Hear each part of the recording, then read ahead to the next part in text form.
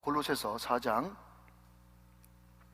11절부터 이하의 말씀, 이 계시 말씀을 한 절씩 나누어서 교독하실 때 살아계신 하나님의 음성을 들을 수 있기를 원합니다. 자, 11절 제가 먼저 읽습니다. 유수도라 하는 예수도 너희에게 문안하느니라. 그들은 할례파이나 이들만은 하나님의 나라를 위하여 함께 역사하는 자들이니 이런 사람들이 나의 위로가 되었느니라. 그리스도 예수의 종인 너희에게서 온 에바브라가 너희에게 문안하느니라.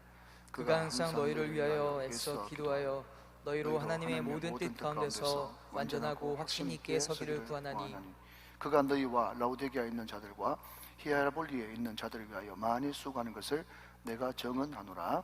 사랑을 받는 의사 누가와 또 데마가 너희에게 문안하느니라. 라우디게아에 있는 형제들과 눈바와 그 여자의 집에 있는 교회에 문안하고, 이 편지를 너희에게서 읽은 후에 라우디게아인의 교회에서도 읽게 하고 또 라우디게아로부터 오는 편지를 너희도 읽으라. 17절 18절 다 같이요. 시작. 아키뽀에게 이르기를 주 안에서 받은 직분을 삼가 이루라고 하라. 나 바울은 친필로 문안하노니 내가 매인 것을 생각하라. 은혜가 너희에게 있을지어다. 아멘. 자, 한 번 더 합시다. 한 번 더 시작. 한 번 더, 한 사람 더 하나님 의지하고 1시간 이상 기도하자.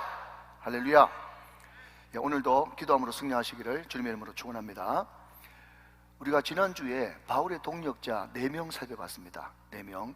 내용은 여러분 다 차지하고라도 이름 기억나십니까?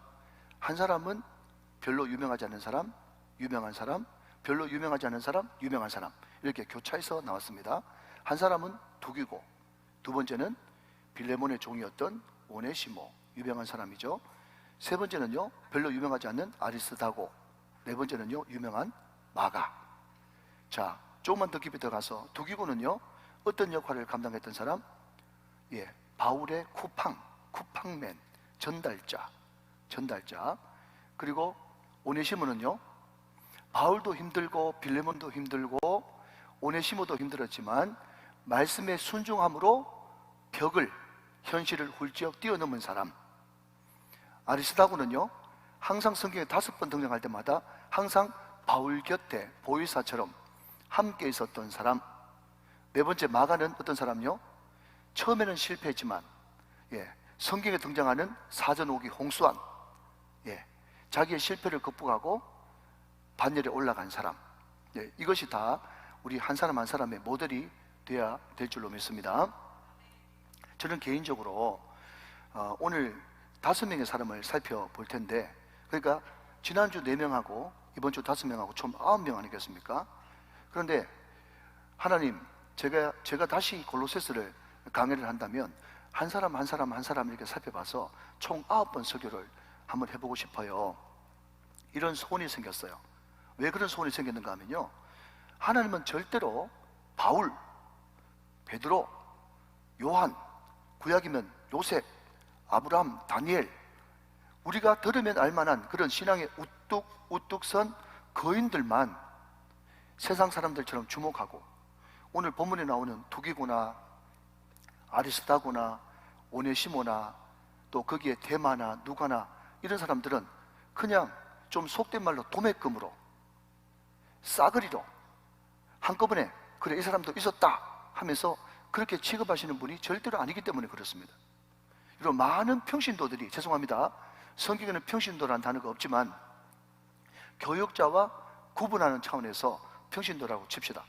이 평신도들이 말이죠, 늘 마음속에 대충 슬쩍 살아가는 그 이유가 뭔가 하면, 그래 교회에도 담임 목사님 주목받잖아, 장로님 주목받잖아, 찬양 인도자 주목받잖아, 설교자 강사 주목받잖아. 그런데 나는 늘 별로 하는 것도 없이 늘 예배만 왔다 갔다 하니까 하나님은 나 같은 거 모를 거야, 내 이름은 아실까? 내 사정 아실까? 내 형편 기억이라는 아실까? 그렇게 의심하는 사람이요, 적지 않다는 거예요. 여러분이 가만히 계시면 스피커가 안 좋다는 것을 의미하기 때문에 듣고는 계시죠? 많은 사람들이요, 나는 그냥 평신도니까, 믿은 지 얼마 안 됐으니까 나는 모르실 거야, 그렇게 생각합니다. 그렇지만 여러분, 이 찬양 아십니까? 내 이름 아시죠. 내 모든 생각도 아바라 부를 때 내 흐르는 눈물 그가 닦아주시죠. 그가 들으시죠. 여러분, 그렇기 때문에 성경에 베드로만, 바울만, 요한만 주목받는 그런 위치에 있는 사람이 아니라 오늘 우리가 살펴보고 있는 5명, 지난주에 살펴봤던 4명, 그 사람들이 하나님 나라 보시기에는 다 주역이란 말이죠. 여러분도 주역이십니다. 여러분, 이것을 인식하면서 듣자 말이죠. 여러분, 그렇기 때문에 약간 주역에서 벗어난 듯한 또 다른 주역들을 제가 2시간에 걸쳐서 소개하고, 또 하나님께서 기회를 주시면 제가 9명, 좀 더 하나님께서 말씀을 깊이 주시면 로마서 16장에 나오는 33명, 그 사람들을 한 사람씩 강의해버리면 그거 가지고 또 1년 가겠네요. 야, 이래가지고 제가 은퇴할 때까지 설교를 다 할 수 있을지, 은퇴 나이를 80으로 늘려야 되나? 네, 농담으로 한 이야기인데 너무 진지하게 들으셔가지고 깜짝 놀라지 마시고. 자, 여러분, 제가 오늘 말씀을 준비하면서 성경 말씀이 좀 길지만 제가 꼭 한번 살펴보고 싶은 말씀이 있었어요. 우리 같이 한번 읽고 싶은 말씀 말이죠. 자, 여러분, 책갈피를 다 여셔서 골로새서 4장 다 접어놓으시고요. 어디로 가시는가 하면 시편 139편으로 한번 넘어가 보도록 하겠습니다. 1절부터 10절까지인데요. 자, 여러분, 소유격으로 기록되어 있는 나의, 내게, 이런 단어가 나오면 무조건 내 이름을 넣어야 됩니다. 자, 제가 시편 139편 1절에서 10절을 꺼낸 이유는 뭔가 하면요, 내 이름은 알까? 하나님 내 사정 아실까? 내 눈물 아실까? 그렇게 의심하는 사람에게 하나님이 이 정도로 여러분을 손바닥에 새긴 것처럼 잘 알고 있다는 그런 정은의 말씀으로 여러분에게 소개해 드리겠습니다. 예, 앞으로도 뜨니까요, 여러분 될 수 있으면 성경 보시고 성경을 미처 못 가져오신 분들은 앞을 보셔도 되겠습니다. 시편 139편입니다. 잘 들으십시오. 이 말씀은 하나님의 말씀입니다. 여호와여, 주께서 나를 살펴보셨으므로 나를 아시나이다. 아멘. 얻은 만큼 아는데요. 2절, 주께서 내가 앉고 일었음을 아시고 멀리서도 나의 생각을 밝히 아시오며. 3절, 나의 모든 길과 내가 눕는 것을 살펴보셨으므로 나의 모든 행위를 익히 아시오니. 여호와여, 내 혀의 말을 알지 못하는 것이 하나도 없으시니이다. 주께서 나의 앞뒤를 둘러사시고 내게 안수하셨나이다. 이 지식이 내게 너무 기한이 높아서 내가 능히 미치지 못하나이다. 내가 주의 영을 떠나 어디로 가며 주의 앞에서 어디로 피하리까? 내가 하늘에 올라갈지라도 거기 계시며 서울에 내 자리를 펼지라도 거기 계시나이다. 내가 새벽 날개를 치며 바다 끝에 가서 거주할지라도 거기서도 주의 손이 나를 인도하시며 주의 오른손이 나를 붙드시리이다. 아멘. 쭉 넘어가서 17절 18절 말씀 더 봅니다. 17절 18절, 하나님이여, 주의 생각이 내게 어찌 그리 보배로우신지요, 그 수가 어찌 그리 많은지요. 내가 세려고 할지라도 그 수가 모래보다 많도소이다. 내가 깰 때에도 여전히 주와 함께 있나이다. 할렐루야. 자, 여러분, 옆에 분들과 인사 시간이 또 돌아왔습니다. 이렇게 인사하시죠. 이래도 의심하십니까? 시작. 이래도 의심하십니까? 여러분, 의심이 안 되시죠? 다시, 여러분, 성경에 바울만 있어요? 베드로만 있어요? 요한만 있어요? 여러분, 아브라함만 있어요? 요셉만 있어요? 다니엘만 있어요? 모세만 있어요? 아니에요, 여러분. 우리가 잘 몰라서 그렇지 하나님은 이 사람도 사랑하고 저 사람도 사랑하고, 하나님은 목사님도 사랑하고 나도 사랑하시고, 나를 주목해보고 계시고 손바닥에 새겨서 내 이름을 지금도 부르고 계십니다. 오늘 여러분이 이 사랑을 경험하면서 주의 이름을 부를 때, 여러분 제일 감격스러운 말, 이사야서의 말씀에 보니 주여 이름 부를 때 내가 여기 있다 하리라. 이런 은혜가 넘치시기를 주 예수 그리스도의 이름으로 축원합니다. 축복합니다. 자, 오늘은요 5명을 살펴보는데, 예, 큰 파트는 네 파트입니다. 한 사람은 누군가 하면 유스도라고 하는 예수, 두 번째는요 에바브라, 세 번째는 누가와 데마. 예, 누가와 데마는 같이 살펴보고, 예, 네 번째는 아키포. 이래서 네 명을 살펴보도록 하겠습니다. 자, 먼저 11절 말씀 같이 읽습니다. 11절 말씀 저와 같이 한번 읽어요. 시작. 유스도라 하는 예수도 너에게 문안하느니라. 그들은 할레파이나 이들만은 하나님의 나라를 위하여 함께 역사하는 자들이니 이런 사람들이 나의 위로가 되었다. 그랬습니다.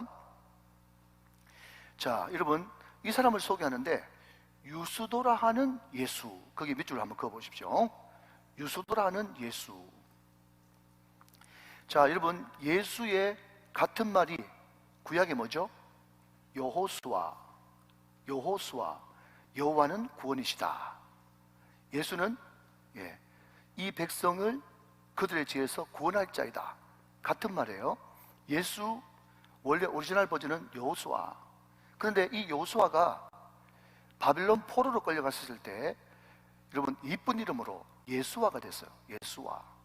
예, 엘리자베스 테일러를 다른 말로 하면 리즈 테일러, 애칭으로 양칭으로 리즈라고 부르듯이, 예, 모르시면 상관없고, 예, 여호수아의 이쁜 말이 예수아예요. 예수아. 근데 예수하고 또 같은 뜻이 뭔가 하면 구약 성경에 호세아가 있는 호세아. 예, 우리 골로새서 마치고 나면 또 호세아서 강해할지 모르겠어요. 호세아도 같은 뜻. 그런데 이 요수아, 예수와 호세아, 이것이 헬라어로 번역하니까 어떻게 번역되는가 하면 이에수스가 헬라어 원문이에요.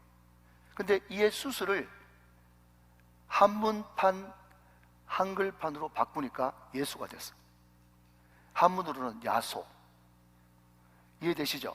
예. 이에수스가 예수예요. 예수.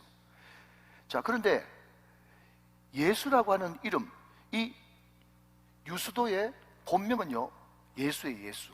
그러니까 예수라고 이름하는 거 보니까 이 사람은 유대인, 이방인, 유대인이에요. 유대인이에요. 그러니까 구약으로 따지자면은 여호수아예요, 이름이. 그런데 여기 나오는 유스도라고 하는 이 말이 라틴어에서 나오는데, 이 유스도가 뭔가 하면요 justice, 정의, justice. 그래서 이것을 여러분 영어 성경에는요 justus라고 되어 있어요. 예, justus가 우리말 성경에는 유스도라고 번역을 했어요. 여러분 이것은요 로마식 이름이에요. 로마식 이름. 자, 이렇게 이야기하는 것이 다 이유가 있으니까 들어보세요. 자, 유스도가 어떤 식 이름이라고요? 로마식 이름. 그러니까 여러분 그 당시에 유대인들도 두 종류가 있었죠. 한 종류는 이스라엘을 떠나지 않는 그 땅에 유대인들이 있었고, 그리고 여러 가지 형편과 사정과 전쟁과 포로로 통해 가지고 흩어졌던 디아스포라 유대인들이 있었단 말이죠. 근데 그 유대인들이 다 돈을 잘 벌지 않습니까? 그러니까 돈을 잘 벌게 되면 당연히 얻을 수 있는 것은 신분 세탁 내지는 로마 시민권이에요. 그러니까 많은 학자들이 이야기하기를 이 유스도라고 하는 예수는 원래는 유대인이었는데 흩어져 있는 디아스포라 유대인 가운데도 유력한 자가 돼가지고 로마 시민권을 가지고 있는 사람이 바로 유스도라고 하는 예수다. 그렇게 이야기를 합니다. 그런데 여러분 우리가 흔히 생각할 때는 이민 간 사람들이 일찍부터 이민 가가지고 굉장히 개방적이라고 생각을 하지 않습니까? 왜냐하면 미국 문화도 처음 했잖아요. 그래서 여러분 바나나 들어보셨습니까? 바나나가 뭔가 하면 바깥에 껍질은 노란색인데 안쪽은 흰색이잖아요. 그러니까 그 사람이 바깥으로 볼 때는 오리엔탈 황색인 한국 사람인데 속은 완전히 백인인 사람, 그 사람을 좀 비하하는 말로 바나나 내지는 계란 그렇게 이야기해요. 그런데 우리가 생각할 때는 일찍이 이민을 가가지고 시민권을 가지고 있으면 이 사람이 굉장히 개방적이고 굉장히 열려있을 것 같은데, 여러분 혹시 그런 말 들어보셨습니까? 외국에만 나가면 애국자 된다, 이 말 들어보셨어요? 예, 그러니까 이 사람들이 말이죠 80년대 이민 가고 90년대 이민 가면요 이민 가는 그 순간부터 한국에 대한 기억이 어디에 딱 머물러 있는가 하면 80년대 후반, 90년대 후반에 딱 머물러 있어요. 그래서 참 웃긴 것은요, 저도 미국을 좀 알잖아요. 제가 아는 미국의 어떤 장로님은요, 옷을 입고 다니는데 청바지에 셔츠, 가디건, 그런데 항상 이게 셔츠를 깃을 세우고 다녀요. 그런데 촌스럽게 그지없는데 그분은 굉장히 멋있는 줄 알거든요. 그래서 웃으면서 장로님 멋있네요 그랬더니요, 그분이 하는 말이 뭔지 압니까? 내 대학 다닐 때 이게 멋이었어요. 이렇게 설명해도 못 알아들으면 어쩔 수가 없다. 무슨 말인가 하면요, 그분한테는 그냥 80년대 후반 자기가 대학교 다닐 때 깔롱지기고 멋지기던 그 순간까지 딱 멈춰가지고 그 다음부터는 한국의 지금 문화와 지금 한국의 패션이 어떻게 변했는지 모른다니까요. 딱 멈춰있어요. 멈춰있어. 여러분, 중국에 가보니까요, 한국의 전통 문화를 그대로 개성해가지고 똑같이 옛날 방식대로 하는 사람들이 조선족입니다. 그러니까 중국에 일찍 갔으면 중국 문화도 알고 한국 문화도 알고 또 서구 문화도 알아가지고 개방적인 것 같은데, 그럼에도 불구하고 절대로 개방적이지 않고 더 완고하고 옛날식을 고집하는 사람들이 디아스포라 한국인, 디아스포라 유대인입니다. 그래서 그 당시에 어쩌면 이스라엘 본토에 살았던 사람들보다 더 완고하고 보수적이었던 극우파들이 누구였는가 하면요, 디아스포라 유대인이었어요. 그 사람들을 오늘 성경은 뭐라고 번역하고 있는가 하면 할례파다, 그렇게 번역을 하고 있죠. 자, 11절 말씀 다시 한번 보시면, 유수도라 하는 예수도 너희에게 무난하느니라 그들은 할례파이나 그랬습니다. 자, 그들은 복수죠. 자, 그들이 누구겠습니까? 바로 10절에 나오는 아리스다고, 마가, 그 다음 유스도, 이 사람들이 할례파인 거예요. 할례파. 그들이요. 그런데 이들만은 하나님의 나라를 위해서 함께 역사하는 자들이었다. 자, 여러분 거기 한번 밑줄 더 그어보시기 바랍니다. 이들만은 거기에 동그라미 치시고, 이들만은 거기에 동그라미 치시고, 하나님의 나라를 위하여 함께 역사하는 자들, 밑줄 그으시기 바랍니다. 여러분, 제가 기도할 때 자주 쓰는 단어가 뭔가 하면 너희만은, 너희만은, 우리만은, 우리만은, 그들만은, 그들만은, 이런 단어를 자주 써요. 제가요. 여러분, 성도가 누구냐, 구별된 사람이 누군가 하면요, 세상이 어떻게 다 돌아간다고 할지라도 우리만은, 우리만은, 할렐루야, 너희만은, 너희만은, 할렐루야. 여러분, 이게 구별된 성도거든요. 무슨 말인가 하면, 여러분, 그때 흩어진 디아스포라 유대인들은요, 다 어떤 사고방식을 보편적으로 가지고 있었는가 하면 할례파 신앙을 가지고 있었어요. 할례파. 여러분, 할례파가 뭡니까? 예수를 믿죠. 예수를 믿습니다. 예수를 믿음에도 불구하고 어떤 생각을 절대로 버리지 않습니까? 할례는 반드시 받아야 된다 라고 하는, 그것을 포기하지 못하는 사람이 할례파예요. 자, 여러분, 이렇게 한번 설명해 보겠습니다. 저를 한번 보십시오. 제가 아는 목사님 가운데, 제가 그 목사님하고 식사 약속을 잡으러 갔더니 그 목사님이 차에서 뭐를 꺼냈는데 그 커피포트 있지 않습니까? 커피포트 그다른 거 안 하고, 또 차 내리는 무슨 뭐 그러는 그런 망 비슷한 거 하고, 그 가방을 이제 하나 통째로 들고 내리는 거예요. 그래서 목사님, 이거 무슨 가방입니까? 그랬더니요, 내가 자주 마시는, 늘 먹는 보이차 가방이라는 거예요. 그러면서 회를 시켰는데 거기서 그냥 물 좀 달라 그러더니요, 그 횟집에서 보이차를 막 끓이는 거예요.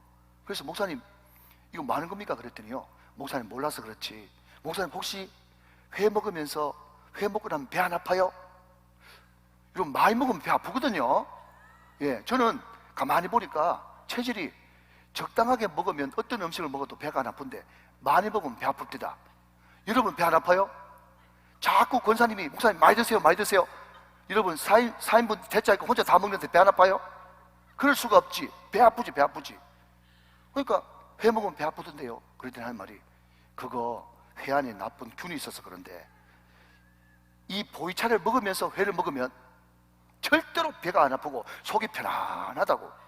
그러면서 보이차를 회 먹는데 연신 따라주는 거예요. 진짜 여러분. 근데 여러분 혹시 플라시보 효과라고 들어보셨습니까? 그러니까 아무 효능이 없는데 이거 보면 괜찮다 그러니까 사람 기가 얇아가지고 진짜 괜찮은 거, 그거 전문 용어로 플라시보 효과라고 그러거든요. 그런데 보이차 먹으면서 회 먹으니까 배가 안 아프더라고. 이래 또 전도되지 마시고 제가 말씀드리려고 하는 요지는 뭔가 하면요, 자 보십시오. 나는 보이차를 즐겨 마신다 이렇게 이야기하면요, 보이차 애호가예요. 응? 잘 들으셔야 됩니다. 나는 보이차를 즐겨 마신다, 나는 항상 보이차를 집에 있을 때 즐겨 마신다, 그렇게 이야기하면 보이차 애호가라고요. 근데 이 목사님처럼 커피 마시는 사람들 다 거기 앉아 있는데 커피 그거 독이다 그거. 여러분 이렇게 이야기하는 사람 있어요 없어요? 있습니다. 여러분. 커피 그거 독이다. 다른 모든 차들은 다 거기에 중국 사람들이 다 약쳐가지고 마치 그거 바로 먹으면 죽는 것처럼 그렇게 이야기하는 사람이 있단 말이에요. 그래서 이 보이차만이 유일한 차다 하면서 보이차 하면서 고기 먹으러 갈 때도 보이차 가져가고 회 먹을 때도 보이차 가져가고 아예 트렁크에 말해서 실어가지고 그걸 늘 가져다니면서 다른 건 다 독이라 그러고 이것만 먹어야 된다 그러면 그걸 들어서 뭐라고 부르는지 아세요? 보이차 파다 그렇게 부르는 거예요. 여러분 잘 들으셔야 됩니다. 이게 다 신앙하고 여러분 농담이 아니고요, 진짜 중요한 거라니까요. 여러분 여기 등장하는 이제 할례파 이해됐습니까? 할례파는 뭔가 하면 예수를 믿는다니까 안 믿는 게 아니에요. 그러나 그럼에도 불구하고 할례 안 받으면 마치 예수만 믿으면 구원받는다는 것을 인정하면서도 거기에 끝까지 포기 못하는 것이 그래도 유대이면 할례를 받아야지, 또 예수 믿는다고 할지라도 우리 안에 들어왔으면 할례를 받아야지, 그것을 줄기차게 주장하는 그 사람이 바로 할례파라는 거예요. 여러분 사도 바울은요 이방인의 사도로서 이 사람들 때문에 어마어마하게 고통받았습니다. 그래서 어떤 사람은 어거스틴이 그렇게 이야기했다고 이야기하기도 하고, 어떨 때는 여러분 중세 15세기 16세기에 교부 중에 한 사람인 어떤 사람이 이야기했다고 하는데, 그 사람들이 말이죠 늘 대립했던 것은 뭔가 하면 이제 중세시대 교회 왕국시대가 되어지니까 이제 토론할 게 없으니까 이 바늘 위에 천사가 몇 명 올라가겠노 부터 시작해가지고 쓸데없는 것을 논쟁해가지고 이게 맞다 저게 맞다 뭐 천사론부터 시작해가지고 오만 잡다한 것, 그것이 마치 구원의 영향력이 있는 것처럼 신학적인 주제를 삼아가지고 늘 싸우고 교회 안에서 그런 사람들이 중세시대 때 너무너무 많았단 말이에요. 그때 여러분 어선을 비롯한 많은 사람들이 이런 말을 했습니다. 한번 따라 하실까요? 본질에는 일치를, 시작. 본질에는 일치를, 비본질에는 관용과 자유를, 시작. 비본질에는 관용과 자유를, 다른 모든 것에는 사랑을, 시작. 다른 모든 것에는 사랑을. 이게 여러분 중세시대 때 복음주의자들의 외침이었어요. 하도 싸우다니까 우리가 예수, 사명, 십자가, 부활, 다시 오심, 나심, 죽으심, 부활하심, 성천하심, 다시 오심, 이게 여러분 우리 신앙의 핵심이죠. 할렐루야. 이 본질은 모든 사람들이 다 일치를 해야 되는 거야. 그런데 비본질, 그것은 어떻게 생각하든지 자유야 자유. 그리고 받아들일 수 있어야 되는 거예요. 여러분 예수님의 제자들은요 셀료들이 있었습니다. 그 셀롯이라고 하는, 셀롯 시몬이라고 하는 그 셀롯이 무슨 뜻인가 하면 지금으로 말하자면요 극좌파예요. 극좌파.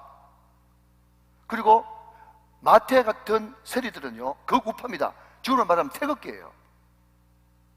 예수님의 제자 안에, 그 12제자 안에 모든 극자 극우가 다 있었다니까요. 그렇지만 그 제자들이 나중에는 다 예수님의 제자로서 순교의 제물이 됐던 것은요 본질, 예수, 십자가, 부활, 다시 오심, 복음, 여기는 모든 제자들이 이념도 없고 극자도 없고 극우도 없고 오직 본질의 일치를 보였기 때문에 모든 사람이 예수님의 제자가 동일하게 될 수 있었던 것입니다. 본질에는 일치를, 비본질에는 자유를, 다른 모든 것에는 사랑을. 여러분, 이것이 우리의 3대 모토가 되어야 되는 거예요. 한 번 더 따라하시면 좋겠습니다. 본질에는 일치를. 시작. 비본질에는 관용과 자유를, 다른 모든 것에는 사랑을. 믿으시면 아멘 하시기 바랍니다. 그런데 오늘 본문에 등장하는 이 유수도라고 하는 사람이 할례파였습니다. 할례파 출신이었습니다. 할례 죽어도 해야 된다고 생각하는 그런 사람이었어요. 그렇지만 모든 사람들이, 그 할례파 사람들이 사도 바울 복음에 동조하지 않고 할례 안 해도 된다 라고 이야기하는 그 사도 바울에게 반기를 들고 손가락질 했음에도 불구하고 이들만은 하나님의 나라를 위해서 나와 같이 역사를 함께 했다. 여러분, 교회의 본질이 뭔지 아십니까? 오늘 본문에 등장합니다. 첫째는 하나님의 나라를 위하여, 또 하나는 너희를 위하여. 하나님의 나라를 위하여, 너희 성도를 위하여. 이런 담임 목사부터 시작해서 우리 모든 중재직들, 특별히 금요 성령 집회 나온 모든 여러분 기도의 일꾼들은요, 항상 내 마음속에 그 두 가지만 확실하면 모든 것을 다 거기에 집중해야 되는 거예요. 하나는 뭐죠? 하나님의 나라를 위하여, 또 하나는 성도들을 위하여. 이것을 바꿔볼까요? 하나님께 영광 돌리고 성도들을 행복하게. 이 두 가지 모토만 맞으면요, 어떤 거라도 함께 할 수가 있는 거예요. 얼마나 감사한지 모르겠습니다. 여러분, 사도행전 10장에 보면 고넬료라고 하는 인물이 등장합니다. 사도행전은요, 몇 개의 봉우리가 있죠. 사도행전 2장의 오순절 사건, 그리고 사도행전 10장의 고넬료 이방인이 예수 믿은 사건, 사도행전 13장으로 넘어가면 거기에 안디옥 교회 파송 사건, 15장으로 넘어가면 거기에 예루살렘 종교회의, 이런 굵직굵직한 그런 봉우리들이 있어요. 근데 여러분, 고넬료가 성령 받고 세례 받을 때 베드로가 끝까지 버텼습니다.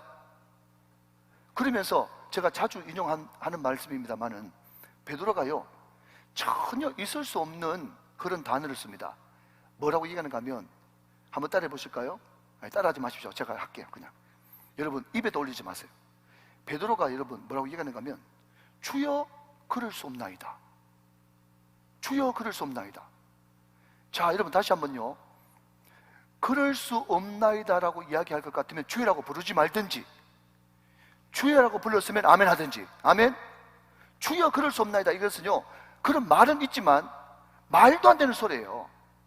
주님의 말씀이면 아멘 하는 교회, 주여라고 불렀으면 아멘이에요. 그럴 수 없습니다 그러면 주여라고 부르지 말든지. 주여가 뭡니까? 내 주인이시여, 이런 뜻이거든요. 나에게는 소유권과 권리가 아무것도 없습니다. 주님이 말씀하시고 주님 명령하시면 무조건 아멘입니다. 그게 종의 자세거든요. 그런데 베드로는 뭐 때문에? 유대인의 율법 때문에 끝까지 매여가지고, 우리 조상적부터 이방인들은 지옥의 땔감으로 만들었다고 그랬는데, 우리 랍비가. 그런데 고넬료한테 가가지고 거기 가서 복음 전하고 그들과 같이 하고, 왜 같이 하기를 꺼렸는가 하면요, 자, 한 번만 더 따라합시다. 유대인의 죄 개념은 거리 개념. 시작. 네, 유대인의 죄 개념은 무슨 개념이다? 거리 개념이다. 그러니까 이방인들, 창기들, 세리들, 이런 사람들하고 같이 거리가 가까우면 가까울수록 죄가 진하다, 이렇게 생각했어요. 이런 것도 좀 적어 놓으세요, 여러분. 너무 중요한 개념입니다. 유대인의 죄 개념은 거리 개념이에요. 그런데 이방인 장교 고넬료 집에 가가지고 그 사람들하고 밥 같이 먹으면서 복음 전하고 하루 같이 지내라고, 주여 그럴 수 없나이다.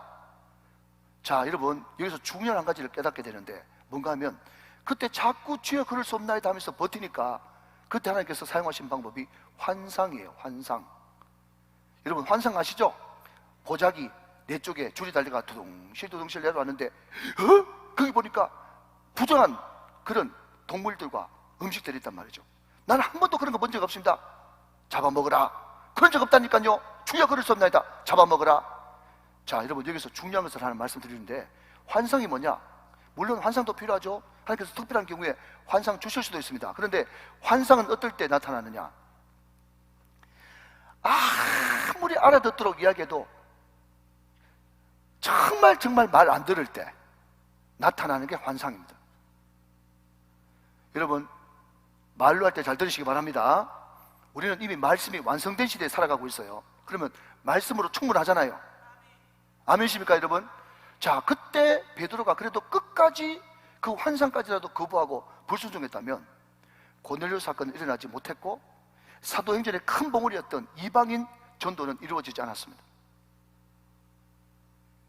그런데 베드로는 비록 많이 버텼지만 하나님 앞에 결국 순종했고, 그 순종이 고넬료의 전도로 이어졌고, 그도 기도할 때 성령 받는 것을 보면서 또 그 현장에 없었던 많은 사람들이 베드로가 왜 거기 갔을까? 잘못하는 거 아니야? 아무리 수제자라도 지 마음대로 해서 되는 거야? 그렇게 했을 때 베드로가 정확하게 고넬료에게 성령 부어주신 그 간증을 하면서 이방인에게도 동일하게 성령 부어주시는데 어떻게 그 이방인에게 복음 안 전하겠냐 했었을 때 많은 사람들이 베드로의 그 말씀을 듣고 그 말씀에 순종하고 아멘 하니까 이방인의 복음의 길이 열린 것입니다. 사랑하신 여러분, 본질에는 일치를, 비본질에는 관용과 자유를, 다른 모든 것에는 사랑을.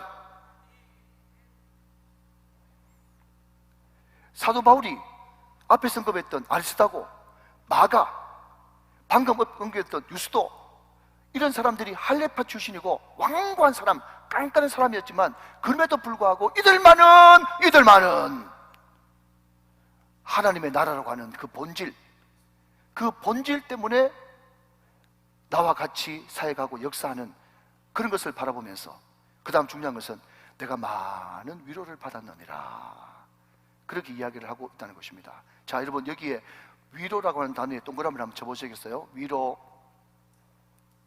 나의 위로. 자, 그렇게 동그라미 치시고 저의 설명을 좀 들으십시오. 앞을 한번 보십시오. 우리가 위로 그러면요, 제일 먼저 생각나는 인물이 예수님입니다. 나는 마음이 온유하고 겸손하니, 그 온유하고 겸손하신 예수님, 그분이 나한테 찾아오시면요 얼마나 위로가 되겠습니까? 맞습니다. 우리도 예수님의 온유와 겸손으로 다른 사람의 위로자가 되어야 됩니다. 그게 바로 하나님의 나라를 위하여, 너희를 위하여입니다. 그런데 우리는 늘 성령 충만하지 못하기 때문에 우리는 예수님처럼 늘 마음이 온유하고 겸손할 수가 없어요. 자, 여러분, 지금부터 중요한 이야기 한 가지 합니다. 그런데 이 위로의 핵심은요, 온유하고 겸손하고 온화한 미소, 이것도 위로가 되겠지만 이 위로의 가장 핵심은 신실함과 한결같음입니다. 위로의 핵심이 뭐라고요? 신실하심과 한결같음. 자, 또 저를 한번 보시면, 여러분, 제 주위에, 저도 큰 교회, 대형교회, 대형이 아니고 대형, 대형교회 출신이니까 또 거기에 비슷한 출신들이 많이 있겠죠. 제 주변에도 사랑의 교회 출신들 많이 있거든요. 그런데 여러분, 사랑의 교회 목사님들 가운데 개척하시는 목사님들 계시잖아요. 그때 옥하는 목사님 살아계실 때 옥하는 목사님 모셔가지고 개척 설립예배 드리지 않습니까? 그러면 거기에 개척 멤버들, 그리고 거기에 오신 그런 많은 성도님들, 축하해 주러 오신 또 하객들, 그분들 앞에서 정말 그것이 본질이 아니지만 그럼에도 불구하고 개척 설립하는 목사님들은 옥하는 목사님 입을 통해서 어떤 걸 듣고 싶었겠어요? 당연히 이 목사님 훌륭한 목사님이십니다. 앞으로 하나님께서 크게 역사하셔가지고 이 교회가 앞으로 한국교회에 큰 영향력을 미칠 것입니다. 얼마나 많은 성도님들이 오고 부흥될지 모르겠습니다. 그런 이야기 인간적으로 듣고 싶겠죠? 어허이, 잘 안 들리세요? 잘 들리시죠? 잘 들어보세요, 여러분. 굉장히 중요한 말입니다. 그런 이야기 저도 여러분 듣고 싶어 하거든요. 아무것도 아닌데 얘 목사는 나보다 2배 큰 목회할 거야. 누구든지 다 하는 말인데도 그 말 들으면서 위로를 받지 않습니까? 그런데요, 그 개척했던 목사님이 저한테 이야기를 직접 들려주시는데 하시는 말씀이 뭔가 하면, 옥하는 목사님이 개척 설립 예배 와가지고 절대로 그런 소리 안 한다는 거예요. 그러면서 깐깐하게, 예를 들면 예동열 목사가 오늘 개척했는데 여러분 사랑의 교회에 있었다고 해서 교회가 크게 부흥될 것 같이 생각되시죠? 안 될 수도 있어요. 그런 이야기를 왜 하시는지 정확하게 팩트에 근거해가지고 따끔하게 일침을 가하는 거예요. 그 이야기 듣고 여러분 상처받은 그런 사모님도 많답니다. 여러분, 자, 이것은 그냥 전초전이니까 잊어버리시고, 그럼에도 불구하고 그렇게 깐깐하고 송곳 같은 그런 말씀을 전하시고, 항상 말씀을 전할 때 후배 파는 너무 아픈 그런 말씀을 전하심에도 불구하고, 중요한 것은 옥하는 목사님이 한결같은 한영혼 목회, 늘 말씀을 붙드는 본질 사역, 거기서 한순간도 시선을 떼지 않고 계속해서 신실하게 그것을 추구하고 나가니까 많은 사람들이 그분이 나한테 따뜻한 미소와 온화한 미소를 주지 않는다고 할지라도 그분이 존재하고 있는 자체만으로도 위로가 되어지는 거예요. 이해가 되시면 아멘 하시기 바랍니다. 그게 바로 위로예요. 성경 이야기하는 위로라고요. 오늘 말씀이 너무 잘 풀리네요. 그래서 제가 편안하게 제가 한 말씀 드릴게요. 여기 우리 장로님들 많이 앉아 계시지만요, 우리 장로님들 용서하십시오. 저한테 수고했단 말 한마디도 안 합니다. 귀 있는 자들은 들을지어다. 수고했습니다, 목사님 오늘 말씀에 은혜 많이 받았습니다, 그런 말 한마디도 안 해요. 그러면 제가 장로님이 그냥 담임 목사한테 그냥 립 서비스라도 좀 해주시지, 제가 가끔씩 서운할 때가 있을 거잖아요. 근데 저는 하나도 안 서운해요. 왜 그런지 아세요? 우리 장로님들이 늘 기도하는 그 자리를 지켜주시거든요.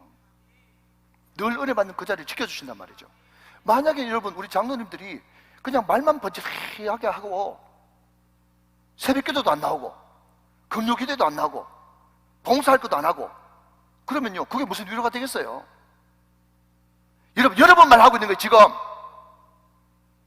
그러니까 여러분, 위로라고 하는 생각을 인간적으로 해가지고 온유하고 겸손하고 엷은 미소 짓고 이런 여러분 형상으로 생각하지 말고, 위로가 뭔가 하면요, 한결같음, 신실함, 그 자리에 그냥 있어주는 거, 자리 지켜주는 거, 늘 충성된 모습 보여주는 거, 그것 때문에 사도 바울이 나의 위로가 되었느니라, 그렇게 말씀하고 있다는 거예요. 사랑하는 여러분, 주님 앞에서 항상 본질 놓치지 말고 그 자리에 신실하게 있어주시기를 주님의 이름으로 축원합니다. 이게 우리의 위로인 거예요. 위로. 얼마나 중요한 개념 정리입니까 여러분? 믿으시면 아멘. 유수도는 그런 사람이었어. 유수도는 어떤 사람? 본질의 사람. 자, 여러분 잘 기억하셔야 됩니다. 다시 한번 자 들어보시고, 두기고는 전달자, 오네시모는 순종, 그리고 아리스다고는 함께 있는 사람, 마가는 사전오기. 개념 정리를 잘해야 돼요. 개념 정리. 그래야 머릿속에 그냥 탁탁탁 들어온단 말이에요. 유수도는 어떤 사람? 본질. 이게 다 예수의 사람, 오직 예수. 자 들어보십시오. 오직 예수. 어떻게 사는 게 오직 예수인데요 하면 샘플이 인물이단 말이죠. 지난 시간에 했던 이야기 알아듣습니까? 알아듣간? 네. 골로새서의 주제가 하나님의 주권과 오직 예수인데, 오직 예수, 하나님의 주권 어떻게 살아야 되는데요? 위의 것을 생각하고 위의 것을 찾으라, 어떻게 살아야 되는데요? 전달자, 순종, 하나님과 동행, 사전오기. 이게 오직 예수야. 유수도 본질 추구하는 사람, 이게 오직 예수야. 알아들으시면 아멘. 여러분 위로 개념을 잘 정립하십시오. 위로는요, 그냥 온화한 미소 가지고 그냥 커피 사주는 게 위로가 아닙니다. 그것도 물론 해야 되겠지만 한결같이 신실하게 그 자리에 있고 충성하는 것, 그 자체가 위로란 말이에요. 여러분 이미지가 얼마나 중요한지 아십니까? 이미지가 자기 운명을 결정해요. 다시 한번, 못 들은 분이 두 분 계시기 때문에 다 들으셔야 돼요. 원고에 없는 말인데 갑자기 생각났어요. 자, 여러분, 제가 총신신대원을 다니는데요, 제가 학교 다닐 때 우리 한 클래스가 한 800명 됐어요. 그때만 해도 많이 목사가 되고 싶어 했기 때문에. 여러분, 800명 다 됐기 때문에 그 사람 이름 다 몰라요. 듣기시죠? 정성 집사님 잘 듣기십니까? 네, 오케이. 800명 있기 때문에 이름 다 몰라요. 그런데 3년 내내 보기 때문에 그 전사님 늘 도서관에 있던 분인데, 그 전사님 늘 산에 올라가는 분인데, 그 전사님 시험 전날에도 농구하고 노는 분인데, 다 기억나요. 이름 모르는데 다 기억나요. 이미지 기억나요. 근데 여러분, 10년 지나고 15년 지나고 20년 지났습니다. 제가 2002년인가 2003년도에 목사안수 받았으니까 벌써 목사안수 받은 지 20년 됐어요. 근데 여러분, 20년쯤 지나가지고 이제 50대 중반 되지 않습니까? 근데 여러분, 놀라운 것은요, 도서관에서 책 쌓아놓고 공부만 하던 사람 다 박사된 줄로 믿으시기 바랍니다. 여러분, 산에 올라갔던 사람 다 부흥사된 줄로 믿으시기 바랍니다. 시험 하루 전에도 여러분 놀던 사람 정차로 돌아다닌 줄 믿으시기 바랍니다. 그러니까 여러분, 10년, 20년 전의 이미지가 그 사람의 미래를 결정하는 거예요. 그러니까 여러분, 위로가 뭔가 하면요, 예를 들어서 우리 목사님 기도하는 사람, 우리 장로님 기도하는 분은, 그러면요, 내가 홀로 외로워서 마음이 무너질 때 그분이 나를 위해서 기도하고 계시다고 하는 그 이미지가 있기 때문에 위로되는 거예요. 좀 알아들으시면 아멘 하시기 바랍니다. 여러분, 자녀들에게 이미지는 어떤 이미지입니까? 그 이미지가 여러분 자녀의 미래를 결정하는 거예요. 우리 엄마 교회에서 어떻게 하다 권사 받은 모인데 늘 돌아다닌다, 그런 이미지가 있으면요, 자녀들 인생 망치는 거예요.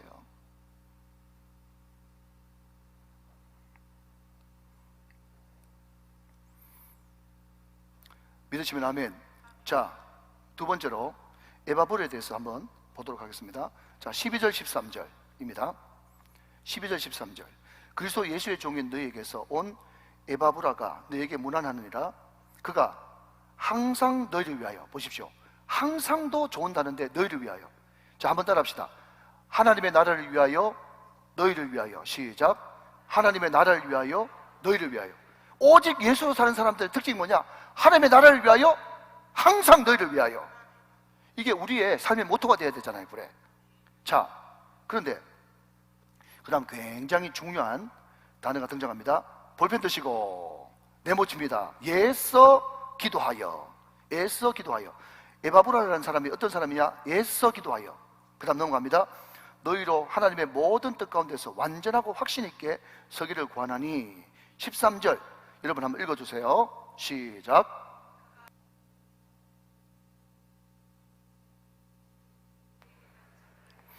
많이 수고하는 것을 내가 정언하노라. 많이 수고, 네모. 13절에 많이 수고, 네모. 자, 앞을 보시고 자꾸 밑에 보면요, 이게 안 들어옵니다. 앞을 보시고 저를 따라합니다. 애써 기도, 많이 수고. 애써 기도, 많이 수고. 여러분, 자꾸 말이 좀 안 되는 것 같은데도 자꾸 말을 만드는 것은요, 말을 만들어내야 기억이 됩니다. 에바브라 그러면요, 여러분이 뭘 기억하시는가 하면요, 애써 기도, 많이 수고. 이걸 딱 생각해야 되는 거예요. 자, 기도하면 은혜 받고, 은혜 받으면 믿음 생기고, 믿음 있으면 역사가 일어나죠. 여러분, 기도는 언제 하는 겁니까? 예배 때 하는 거죠. 예배. 예, 그러니까 이 에바브르는 어떤 사람이었냐? 애써 기도, 예배 사람이었다. 예배 사람이었다. 많이 수고, 많이 수고는 뭡니까? 예, 일하는 거죠. 봉사하는 거죠. 충성하는 거죠. 이것을 여러분 제 말로 바꾸면 마리아와 마르다. 이해되십니까? 예, 모르시는 분들 더 성경 열심히 읽으세요. 예, 애써 기도, 마리아. 많이 쓰고 마르다. 그래서 여러분, 저는요, 이 에바브라가 참 마음에 드는 것은요, 에바브라가 어떤 사람이었냐고 저한테 한마디로 규정하라고 말씀하신다면 저는 균형이라고 답하겠어요. 제가 그렇게 좋아하는 균형. 여러분, 균형 잡힌다는 것이 참 쉽지 않지 않습니까? 어떤 사람이 이분 참 똑똑하다 그러면서 소개를 시켜줘요. 참 똑똑해요. 책을 많이 읽었어요. 그런데 그 안에 불이 없어요. 어떤 사람은 기도를 많이 한다고 그래요. 그런데 전혀 철학이 없고 생각이 없어요. 돌쇠야, 돌쇠. 이해되십니까? 그래서 제가 늘 자주 우리 교육자들한테 이야기하는 게 뭔가 하면, 문 목사님, 유 목사님, 전 목사님 참 안타깝지. 어떤 사람들은 하도 운동을 많이 해가지고 막 근육이 막 이런데 막 엉덩이가 막 성이 나가지고 막 목사 앞에서도 막 성이 나가지고, 그러면 여러분 그 이제 아령 좀 내려놓고 책 좀 잡으면 얼마나 좋겠어요. 알아듣습니까? 책 좀 잡으면 좋으련만 이 사람은 운동 실컷 하고 나서 위에 또 올라가가지고 그 뭔지 모르겠지만 뭐 이렇게 양손에 뭐 잡는 거 있어요. 그거 잡으니까 깜짝 놀라요. 왜 놀라십니까? 물어봤더니요, 체지방률이 3%래. 체지방률 3%. 그러면서 또 막 미친 듯이 막 운동을 해요. 여러분, 체지방 3%는요 저한테는 드림입니다. 드림. 체지방 3%. 근데 그 사람은요, 왜 이렇게 운동하십니까? 오늘 운동 실컷 했잖아요. 그랬더니요, 자기는 체지방이 0%가 될 때까지 절대로 덤벨을 넣을 수가 없대. 그런데 말하는 거 보면 무식해. 그 사람이 굉장히 매력적이가지고 그냥 예를 드는 겁니다. 저하고 이렇게 카톡을 이렇게 주고받는데, 제가 무슨 말을 했더니 그 이제 그 헬스 그 관장님이 하는 말이, 목사님 괜찮아요, 이렇게 이제 보냈는데 고에 아, 이, L 안 하고 이 하고 보내는 거 있죠. 못 알아들으시면 상관없고, 그거 보는 순간 여러분 혹시 그 전문 용어로 깬다 아십니까? 그냥 아, 이 사람이 지금 맞춤법도 잘 모르는구나. 물론 여러분 괜찮아요. 여러분 괜찮아요? 괜찮아요. 몸은 좋은데 무식한 거지. 그런데 어떤 사람은요, 안경을 두툼한 걸 끼고 늘 책을 파요. 근데 얼굴 보면 누래 떴어.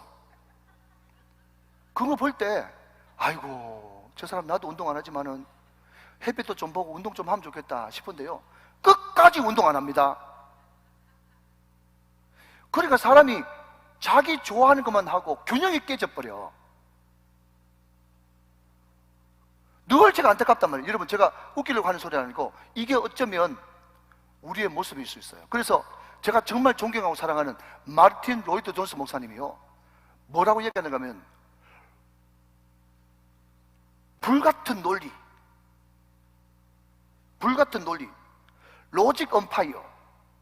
로직 엄파이어. 자, 한번 더 따라합시다. 불같은 논리. 시작. 불같은 논리.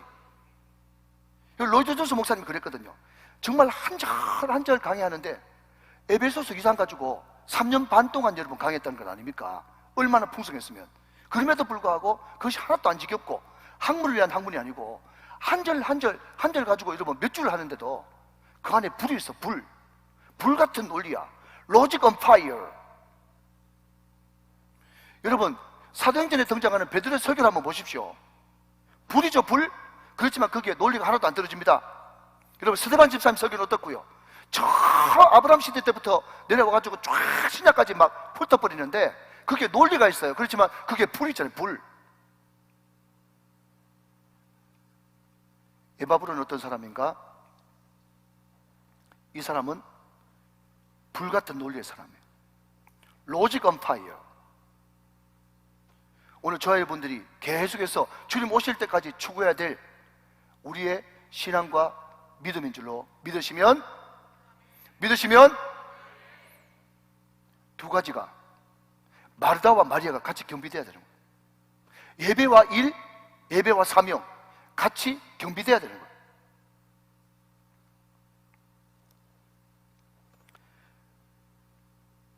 근데 여러분, 이 균형을 깨는 가장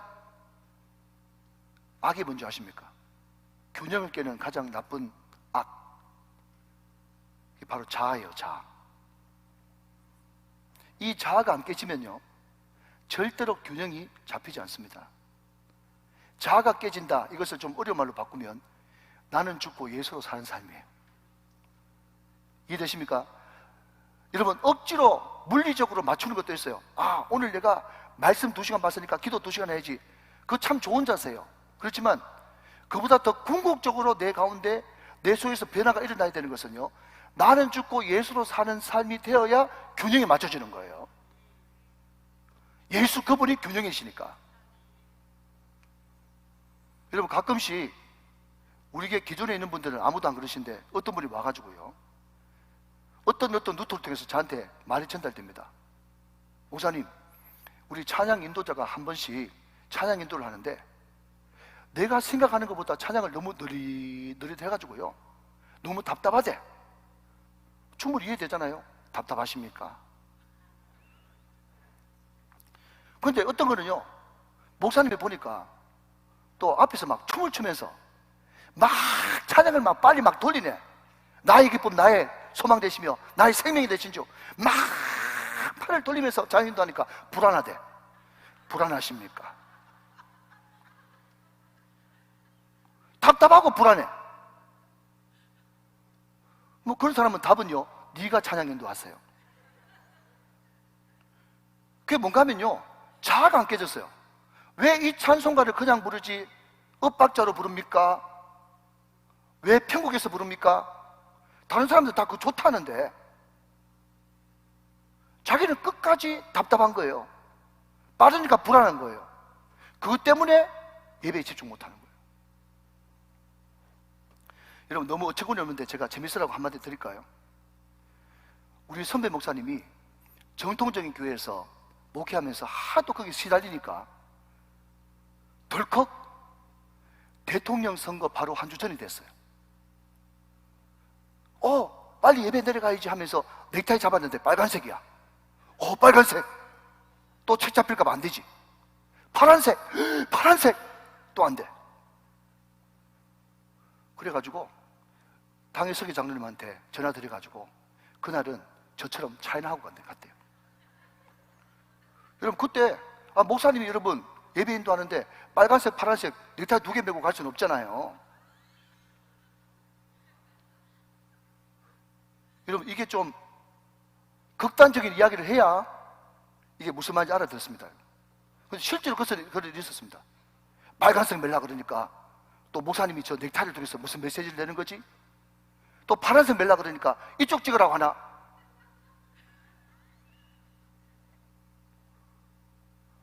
목사님이 정말 고달픕니다. 내가 전에 교회 있을 때는요, 목사님 넥타이 삐뚤어져가지고 은혜 하나도 못 받았습니다. 그런 사람도 있고 별별 하는 사람들이 다 있어요. 여러분, 초점이 뭡니까? 자아가 안 죽고 예민한 거예요. 예민한 거예요. 여러분, 균형을 깨트림에 있어가지고 가장 악이 뭔가 하면요, 예민함이에요. 쓸데없는 예민함. 성령에 여러분 감동에 민감해야 되는데 쓸데없는 환경, 자기 생각, 에고가 딱 강해가지고 자기는 안 죽고, 목사님이 왜 그런 색깔 넥타이를 맸을까? 왜 저런 양복을 입었을까? 목사님이 금요일날 열심히 하는 건 좋은데 왜 위에 가다마이는 안 입을까? 오만 생각도 안 합니다. 여러분, 양복이 설교하는 건 아닙니다. 제가 설교하지. 균형이 깨지는 이유는 자아가 살아서 그렇고 쓸데없는 것에 예민해서 그렇다. 그런데 에바보라는요, 균형이 잡혀 있어요. 애써기도, 시작, 많이 쓰고, 애써기도 많이 쓰고, 이게 딱 잡혀 있단 말이죠. 그러면서 여러분 12절 말씀을 한번 더 보시면 거기에 굉장히 중요한 내용이 12절 하반절에 있습니다. 제가 한번 읽어볼게요. 너희로, 찾으셨습니까? 너희로 하나님의 모든 뜻 가운데서 완전하고 확신 있게 서기를 구한다. 자, 여러분, 완전하고 확신 있게, 참 좋은 말이죠. 저는 이런 말만 들으면 가슴이 뛰어요. 완전하고 확신 있게. 근데 완전하고 확신 있게, 이 말도 참 좋은 말이지만 우리는 하나님을 믿는 신본주의이기 때문에 완전하고 확신 있게 이것만 따로 떼어서 이야기하면 잘못하면 인본주의 될 수 있습니다. 신본주의는요, 앞에 뭐가 붙어야 되느냐? 하나님의 모든 뜻 가운데서. 이해되시면 아멘. 여러분, 확신 좋은 말이죠? 완전 좋은 말이죠? 이거보다 더 중요한 말은 뭐라고요? 하나님의 뜻이 더 중요하단 말이죠. 자, 다시 한번요. 나더러 주여 주여 하는 자마다 다 천국에 갈 것이 아니고 오직 주의 뜻대로 하는 자라야 들어가리라. 주여 주여 한다고 되는 것이 아니라 주의 뜻대로 하는 것이 키포인트입니다. 여러분, 우리는 말을 하나를 하더라도 조심해야 되는 거예요. 다시 한번요. 할 수 있다! 좋은 말이죠? 그런데 할 수 있다만 외치면 인본주의. 신본주의는 그러면 뭐냐? 내게 능력 주시는 자 안에서. 이게 항상 들어가야 돼요. 우리는 주님 안에서, 예수 안에서. 이게 항상 앞서 들어가야 되는 거예요. 여러분들이 이야기할 때, 넌 크리스찬들한테 이야기할 때도 말이죠, 그 사람들 앞에서 계속 주님 안에서, 주님 뜻 안에서, 예수 안에서 라는 말을 하진 못하지만 항상 여러분 마음 가운데서, 심령 가운데서, 영 가운데서 예수 안에서, 주 안에서, 두 뜻 안에서 라고 하는 말을 관로 안에 넣어놓고 이야기해야 돼요. 그래야 나는 죽고 예수로 사는 삶이 되는 거예요. 그래야 균형을 잡을 수가 있는 거예요. 자, 여러분 다시 한번 정리합니다. 에바브로의 키워드는 뭐라고요? 애써기도 많이 쓰고. 시작. 애써기도 많이 쓰고. 자, 세 번째는요, 누가와 데마입니다. 누가와 데마. 자, 여러분 14절 말씀 보십시오. 14절 말씀 보시면 좋겠습니다. 14절 말씀 보니 사랑을 받는 의사 누가와 또 데마가 너에게 문안하느니라. 거기에 밑줄 어디 것이는가 하면 의사 누가와 또 데마, 거기에 밑줄 한번 그어보세요. 자, 골로새서와 에베소서도 쌍둥이고, 그죠? 골로새 교회 그러면 항상 누가 등장해야 되는가 하면 에바브라 그리고 빌레몬이 등장합니다. 그러니까 빌레몬서하고 골로새서도 짝입니다. 자, 그런데 그 빌레몬서 1장 24절 말씀을 한번 보여주시면 좋겠습니다. 자, 보세요. 자, 저 보세요. 빌레몬서 1장 24절입니다. 자, 골로새서는 그냥 펴놓으시고요. 골로새서 1장 24절. 또한 나의 동력자 마가, 아리스다고, 데마, 누가가 문안하느니라. 그렇게 이야기하면서, 자, 여러분 우리 좀 띄워놓으시고, 마가 살펴봤죠? 아리스다고 살펴봤죠? 그 다음에 누가 그 다음 나옵니까? 데마가 먼저 나오고 누가가 나오죠. 빌레몬서에는요. 자, 여러분 이제 지우시고, 영혼이 잘됨 같이 범사가 잘되고 강건한 축복입니다. 성경은 질서를 흩어뜨리지 않습니다. 그러니까 헬라 개념상, 히브리 개념상 질서를 파괴하잖아요. 근데 앞에 나오는 사람이 더 주인공이에요. 빌레몬서 1장 24절 말씀에는요, 분명히 거기에 데마, 누가 이렇게 표기되어 있는데, 오늘 본문 14절 말씀 다시 한번 띄워주시면, 사랑을 받는 의사 누가와 또 데마가 너희에게 문안한다. 자, 골로새서 보니까 역전돼 버렸죠? 누가 앞에 나옵니까? 누가가 앞에 나오는데, 사도 바울이 수식어를 잘 안 쓰고 직선 돌직구 잘 날리는 분인데, 이분이 누가에게 사랑받는 의사 누가라고 그렇게 이야기한 거 보니까 서서히 역전이 됐는가 봐요. 자, 그런데 여러분 잘 아시는 대로, 여러분 디모데후서 4장 10절 11절 보니까요, 거기에 이렇게 이야기하고 있습니다. 자, 디모데후서 4장 10절 11절 봅니다. 데마는 이 세상을 사랑하여 나를 버리고 데살로니가로 갔고, 11절 누가만 나와 함께 있느니라.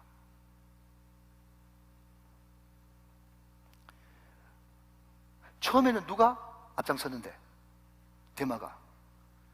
근데 뒤에는 누가가 앞장서죠. 사랑하는 여러분, 시간이 없기 때문에 간략하게 여러분 결론부터 말씀드립니다.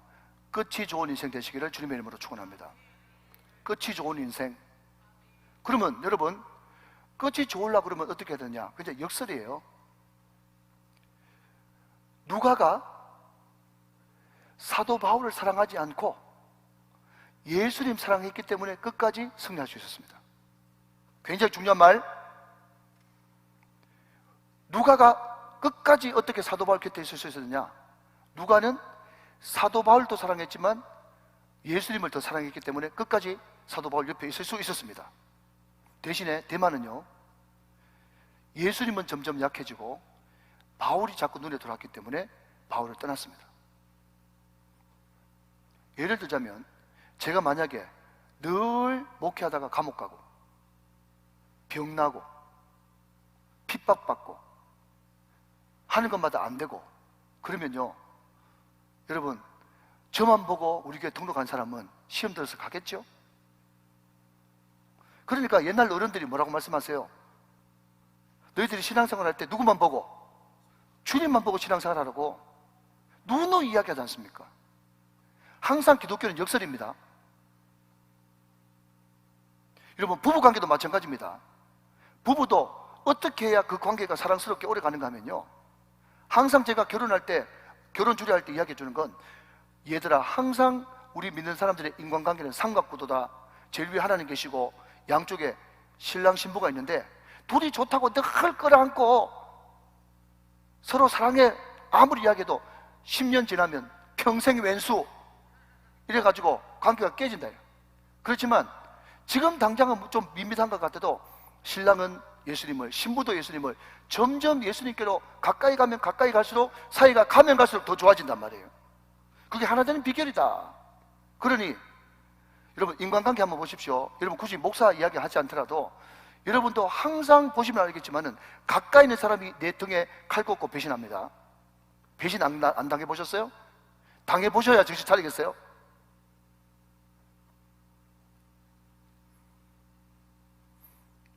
바울을 멀리하니까, 바울을 멀리하고 예수님을 가까이 하니까 더 바울 곁에 오래 머물 수 있었다. 예수님 멀어지고 바울 가까이 늘 바울 하니까 바울을 떠났다.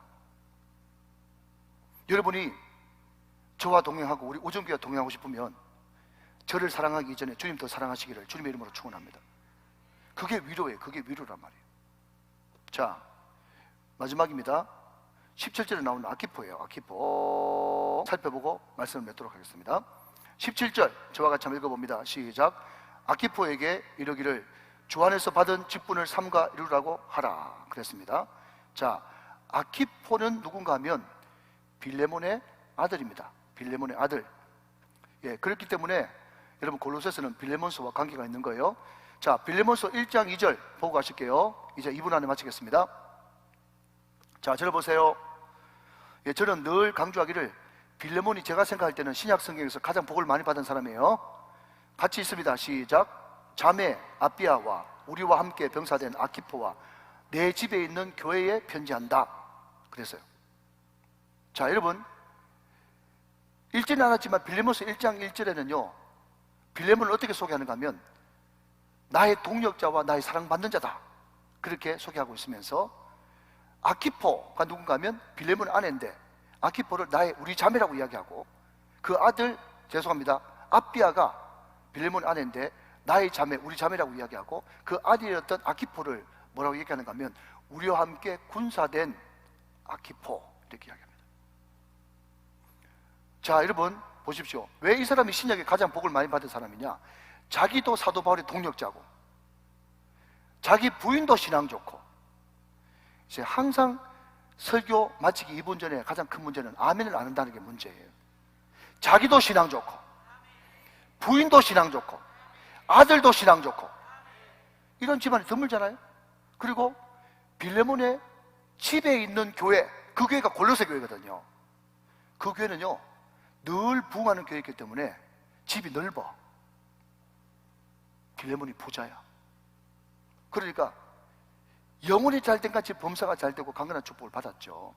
그런데 여러분, 상상을 한번 해보세요. 초대교회는 우리처럼 1시간, 2시간 예배 드리고 가는 공동체예요? 아니면 하루 종일 있는 공동체입니까? 하루 종일 있죠. 또 사도행전 2장에 보니까 떡을 떼며 거기서 밥 다 먹어요. 그러면 여러분 그 집에서 밥 먹는데 물론 조금씩 십시일반 해가지고 가져오겠지만 그래도 빌레몬의 집에서 모이기 때문에 빌레몬이 매일마다 매주일마다 먹을 거 내놔야 되겠죠. 그런데 이 빌레몬이 자기가 바쁘니까요, 엉덩이 좀 붙이고 앉으려 그러면 아키포야 계속 불러가지고 심부름 시키는데 하루 이틀 해야지.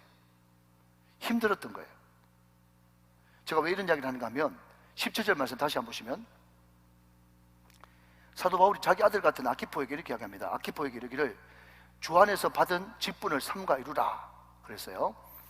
여러분, 직분을 삼가 이루라, 이것을 공동번역, 세번역 성경, 쉬운 성경, 현대인 성경, 현대인 성경 제가 다 찾아봤어요. 그게 보니까요 이렇게 되어 있습니다. 받은 사명을 완수해라. 공동번역 성경, 세번역 성경에는요 받은 직분을 유의하여 완수해라. 쉬운 성경에는요 맡기신 일을 충실하게 잘해라. 또 현대인 성경은요 맡기신 일을 성실하게 수행해라.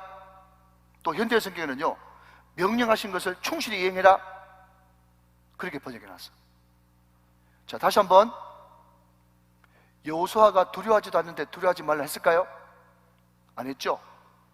여러분, 아키포가 지금 죽도록 열심히 충성하는데 맡은 직분 잘 감당해라, 도망치지 마라, 뺑소니 치지 마라, 완수해라, 그렇게 하는 거 보니까 아키포가 지금 힘들었던 것 같아요.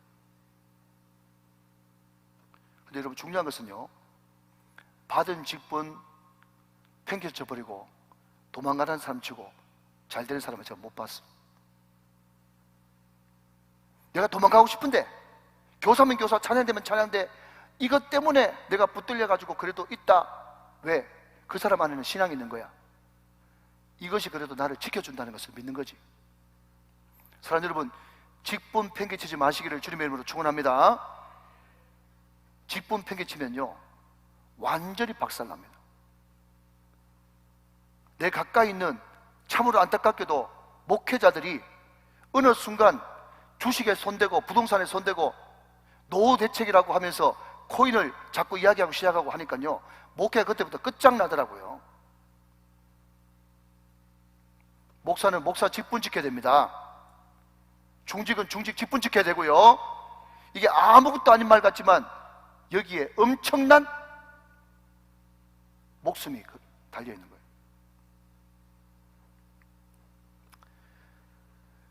여러분, 하이든이요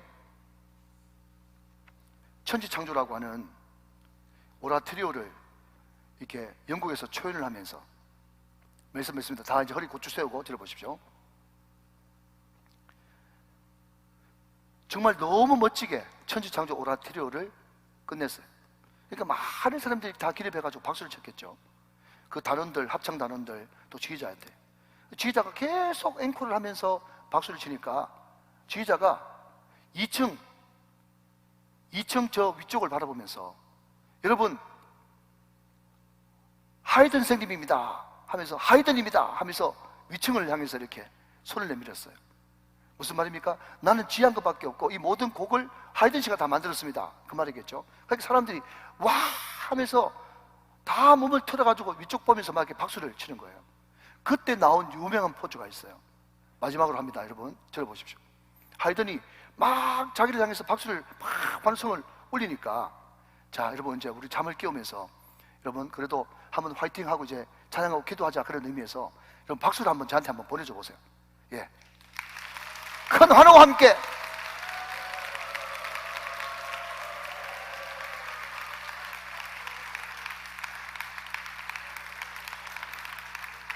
이렇게 한 거예요. 박수를 막 하니까 그때 하이든이 오리지널. 그때 하이든이 했던 표정이 뭔가 하면 탁 두 손을 하늘 향해서 들고 계속 박수를 치니까 탁 이렇게 하는 거예요. 야, 외국 사람들은 이런 게 멋있더라고. 이게 뭡니까? 다 하나님이 하셨습니다.